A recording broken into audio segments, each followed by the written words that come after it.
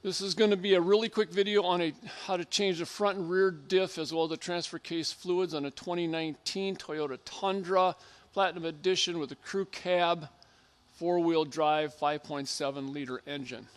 Again, here's all the tabulated information we're going to need. I'll go over to that when we're on the truck. The tools you're going to need is a 24 millimeter socket, a 10 millimeter Allen, 8-inch extension, 3/8 drive, and the washers we're going to be using here. This is a aluminum crush washer. When I refer to that, that has the little rib in it. Then we have the aluminum flat washers, no rib, just aluminum flat, and the copper washer, which is also just flat. So when we go to the truck, this is the rear differential. This is the fill plug. Make sure that's loose first. Here's the drain plug. And on the rear diff, we're going to be using 75W85 fluid, 24 millimeter socket to loosen and tighten. 36 foot-pounds when you tighten them back down, and you're going to be using the aluminum crush.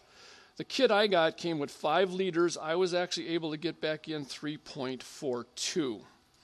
Now, going up to the transfer case, my style uses the 3/8 square plugs. There are ones that will use the 24 millimeter hex. On my style, I do not have to replace this little protective pan here, but on the 24 millimeter hex, I believe you do. So you'll have to remove that and put that back on. Again, these get tightened back down. If you have the square plug style, they get tightened back down to what the video says is 15 foot-pounds. I wasn't able to get more than 14 before it kept screwing in, and I didn't want to go in too far and strip it. Now, if you have the 24 millimeter hex for the transfer case, the fill plug and the drain plug both will use 26 foot-pounds. And again, in my particular case, I had to use aluminum thread paste, but if you have the hex ones, you will have to use aluminum flat on both of them. Okay, so the hexes uses aluminum flat, and the just thread paste if you have the square tube. And again, don't try tightening these down to 26 foot-pounds, because you'll never get it. They'll be all the way in and you'll strip it, so don't do that. Now, going up to the front differential. Now, this one's the trickier part to fill back up. Here's the drain plug. The fill plug is up in here, and hopefully I can get you a good video of what that is. Okay, that one's up in there. And again, these are the ones where you use the 10 millimeter Allen socket for. And what I use to get to, I can't even see it up in here, but to get to the fill plug later, that's where I use the extension on my wrench so I could get my torque wrench on there.